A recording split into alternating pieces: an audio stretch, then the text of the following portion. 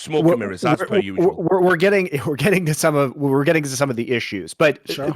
These events were, at least in terms of the enthusiasm, the seats being filled, the atmosphere of the venue, were very high energy. They were fun to be at, frankly, as a caster. Oh, yeah. And they appeared at least to be successful, right? And so, but these were, once a month. And so the thing about the homestand model was, you have to remember that this whole thing was, especially in year 2, was headed towards this eventuality where the homestand model was going to be implemented in 2020. But what that meant was that each team was going to have like 10, 14 homestands, right? So it's going to be full home and away games. And the owners at this point were like, no, don't do this. Like, this isn't feasible, right? And so they changed before the pandemic to having like a couple homestands simultaneously in different locations with like, 10 teams each or something like that, which I think is much more reasonable based on the evidence that we had from these previous homestands. So I don't think the homestand model is going away. And I think people need to, it's not, they still want to do the live events, right? There is proof that this can work for Overwatch League in particular. It's just that they're not going to be running full home and away like was originally proposed. They're not going to be running even multiple homestands on the same weekends, I doubt. So it'll be more like, well, we're going to play, at least during the pandemic, online right now. I would think, and what I would do if I were them, is to switch to a LAN studio with no audience for the majority of the games, which I think is the sane way to do any esport right now. And then you occasionally, once a month, because they've also, to their credit, switched to this tournament structure. I think you can sell out a 5,000 person venue once a month for some tournament finals. That seems totally reasonable to me based on my experiences working with the Overwatch League. So I don't think the homestands are going away. I think that this is a shift. And why you're seeing these layoffs occur, because this is the big piece of information that people lack about these layoffs. So when Doe and I were there at the end of 2019, they were hiring people like additional event staff, producers, observers, right? Because they thought, we're going to have 2 homestands in North America simultaneously. So we need people to operate both, right? And now it appears that, from my talking to people about these layoffs, the people who were laid off were kind of the secondary staff that were supposed to handle these homestands. So it means that they're going back to like a single venue worth of staff, not that they're killing live events, because I think that would be silly. In terms of this premise, though, of the concept of the Overwatch League, which from day one was always that eventually the whole premise of the geolocation was you would have events in a stadium in your home venue, wherever that might be in the world. I told you this, Monty. This is one of the things I did tell you about the Overwatch League. That could never work. Because I said, think about it logistically. So how would you make a league that's the entire world's best teams in one league? You are aware no sport has done that. Well, you can't even in European soccer get a true super league. And that's, by the way, incredibly profitable for the top teams who would be in that league. So what I told you at the time was this, is they're lying because it has to be a compromise. Either it will be just like traditional esports, so it's in LA and you all go there and you all live in LA like the LCS did, right? Or it could be a model like you're saying, WWE, you go from place to place to place. Yes. The problem with that, by the way, is then the obvious question no one asks is, but if we're only going to do 10 homestands and there's 20 teams, who gets a homestand? And remember, that was one of the principles around why geolocation was important, because even though every fan took the big picture and goes, 20 million a spot, no. Each spot was negotiated differently. And so I would go ahead and speculate an LA spot is probably worth a lot more than a spot in Atlanta, if I had to guess, right? So in this kind of a world... Reflected in the buy-in, by the way, yeah. Absolutely. That's why some of them were high. It was kind of like an average price, wasn't it? So in this scenario, right, I always said the idea that they were ever selling the dream that they were really going to have it so that like the Shanghai Dragons would play a home game there and then they would fly to the rest of the world and they would play LA fucking Gladiators and they knew it. No, that was the most ludicrous premise I've ever heard because it actually begged belief for what sports actually is. And I'll just add in as well, just as a little detail in case someone doesn't follow Overwatch League, how are they doing with those spots that they bought? LA Valiant, right? One of the best spots you could have. They've literally just cut their whole roster and signed the most cynical like replacements level, like that movie, level like bomb players who shouldn't even be in the league. Like, it's outrageous. That is an entirely. I don't want to get into that yet. That's an entirely separate. Just a little detail. You don't show LA Valiant Beijing. I'm sure that's going to come up later. The local lads. LA Valiant are owned by Immortals Gaming Club, which is a Flashpoint and B-side partner team. So I've got to reckon, right? As a disclosure, I'll join in. I'm a full-time B-side. That's actually true. Yeah. So we can talk about that later. But timing's perfect for this show for me, Rich. to return to your point, Thorin, the way that we had discussed that working internally at the league was this. So I agree with your concept, but the way that you can make something like that work is as follows. So in the stage structure, because the way that the league was originally formatted was we would have these different stages, right? And so the concept that was being kind of like discussed was that we would have different divisions. So you'd have like basically one division go to Asia for one stage, and each of the Asian teams would be in their home stadiums, and the rest of the teams would travel around to their home stadiums for 4 weeks, right? And then those teams would go back, and then the Asian teams would come to the US West Coast and travel around those home stadiums, right? So there are ways to do it. Well, we saw the whole schedule plan for 2020 before everything happened. Like, by the way, it was crazy, but they put it all together. Like, you could see it working, you know? I've actually got a news report here, by the way, of the numbers, because this is another thing about it, Monty, that I said can't work. Is like, if they'd have said on year 10 we'll be in the home cities, it'll be home and away. No, I've just pulled up an article now on The Verge in 2019 in July, and it says that for 2020 that the Blizzard Overwatch League will move to a home and away format, like a traditional league. And then they say every single team will have at least two of the Toon-Day homestands. Add it up, that's 40. Well, that's more than that. I'm doing the wrong number. That's mental. It was even, but what I was saying is that the original plan was that each team would host like 14 home games.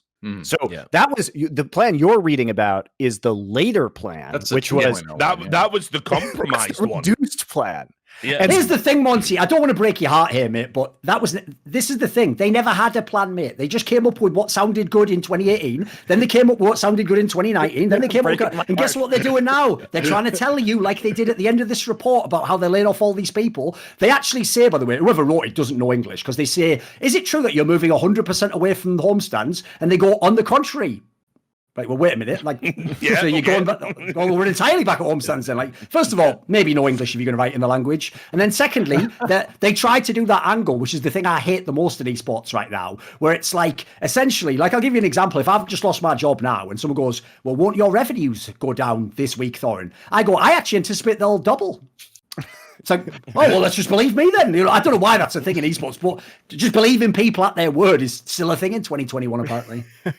Anyway, back to this. Anyway, so the way that I look at this has been, I agree with all the stuff you guys are saying, but it took a while to adjust. And we're just telling you, like Doe and I, from being on the inside of it, the iterations that this occurred. And I feel like we have arrived probably at a place of sanity within all of this, but because you have to remember that in these scenarios, so like going back to the Morgan Stanley report, somebody has to be the bad guy to go to Bobby Kotick and say, Bobby, this really just ain't going to work. And like, nobody really wants to do that, right? Well, so, you know why as well, Monty? I mean, multiple people, have internally tried to take that stand. And basically, everybody who works at Activision Blizzard now knows this to be a rule, and I defy anyone to find anyone who says different. What Bobby Kotick wants is the direction the company goes in right now. You have one person who is essentially dictating all the business decisions from the top, not listening to any expertise whatsoever. And unfortunately, it's all vindicated because their metric of success remains share price. That is it. Share price was at an all-time high. It was just announced last month. So all of these changes and all of these, schemes that we endemically know are terrible for esports None of it matters because Bobby Kotick has said, do these things, and the share price has gone up. It makes him look competent when, of course, he's just a greedy asshole. And it makes everyone else look stupid at the company, frankly. By the way, to be fair, listen, he is an asshole, but like I would just go with the obvious analogy. He is a tick on the ass of esports, sucking out the lifeblood. And what's before the tick? The KO. You lose consciousness when you're on this motherfucker if you're trying to live in the game. So whatever, etymology jokes, keep going. I think the thing too is like the way that this was useful to Activision Blizzard is that they got to make an announcement to their shareholders at the their fiscal reports, right? Oh, we sold franchises to all these sports owners for X amount of money, right? And then later on, when they say, oh, we're just adjusting the business model in order to fit the audience, that doesn't knock the share price down that much because it sounds like a reasonable business decision. And you already got the big boom from the announcement that you made in the first place. So you can see why this is good for Activision Blizzard from a stock perspective, right? Yes, perception is reality. You're also making like $3 billion a year from Call of Duty or something too, right? So that probably smooths over some bumps as well. This is the thing, right? When you criticize Bobby Kotick, somehow this guy has managed to continue to sell $60 games in a market of free to play and games as a service, and he prints billions of dollars from Call of Duty every year. So he's clearly not he's not an idiot. He's been the CEO for like 30 years or something. Monty, he just got a $200 million bonus. He's not an idiot. I'll give you a really sad fact about the world that I learned. If anyone's looking at the world of politics, maybe apply this lens next time, right? If I fuck up in my job, I get fired. If I fuck up with the numbers that I promised, I'm fired. I don't get hired again. If I fuck up and I lose money, I'm fired. I won't be hired for those. How come there's certain people in the world, oh, I'm sorry, guys, I've done it totally wrong. I'll take my bonus now. Oh, I've done it totally wrong. Stock price has gone up. Like, this isn't real life. Like, that tells you, by the way, that, like, essentially you'd have to believe that he just tripped over, messed everything up, and then was like, someone just handed him a giant sack of money. Like, I'd love life to be like that, but I don't really believe that can be like that. But here's the thing is that even if esports is such a small part of this business, that compared to selling billions of dollars of Call of Duty, he is doing a good job. Like he's still making in they last year they announced record profits, right? So he is from the shareholders' record number of layoffs as well. Yeah. Also didn't pay the top talent like appropriate salaries to what they'd been on before, while saying they had increased record revenues. By the way. Should we just bring that up since people are in the chat? There's that. I felt that during my time with Overwatch League that I was very well compensated. Is what I. Why are you not there anymore then? You know. Come on, no, he's trying to remember the reason. Yeah, come on. I'll tell you because I've said it like many times in a lot of different interviews. You know, it was a paid decrease that they were suggesting that I didn't think was fair, especially after saying, "Oh, our viewership is going up. Look how wonderfully we're doing. Would you like a 25% pay cut with that?" I'm like, nah, not really. But at the same time, you know, maybe the league wasn't doing as well as they were putting out that it was, right, at the time, as far as viewership goes, move to YouTube, all that kind of stuff impending. But and then also I had issues with some of the leadership. The direction of the league was going in a lot of other ways. I just didn't like working for the people that were above me, which at the end of the day, even if you are being paid pretty well, if you're not having any fun, you know, why be there? You know, and I've never stopped loving the game of Overwatch. Sure. But and I so honestly, I play it pretty much daily still, but you just can't. I just didn't want to be in that environment anymore, which is really kind of the main thing for me leaving. And also, by the way, as of the latest round of layoffs, all of those people are gone. Yeah. Now, so that is actually this is why one of the reasons why I'm actually they have purged the evil. Like this is why I'm actually very positive about what's going on, because I think the changes that are being made are a return to sanity. And it seems like a very reasonable thing that they're doing. The people that they have hired and maintained, and the people they've let go, all make sense. I mean, I wish this all would have happened sooner. There's obviously some good people that were let go along with this that we wish I'm still there. It's not everyone that was laid off was someone that was a problem for the league, but there were people in there that I think I'm happy are gone.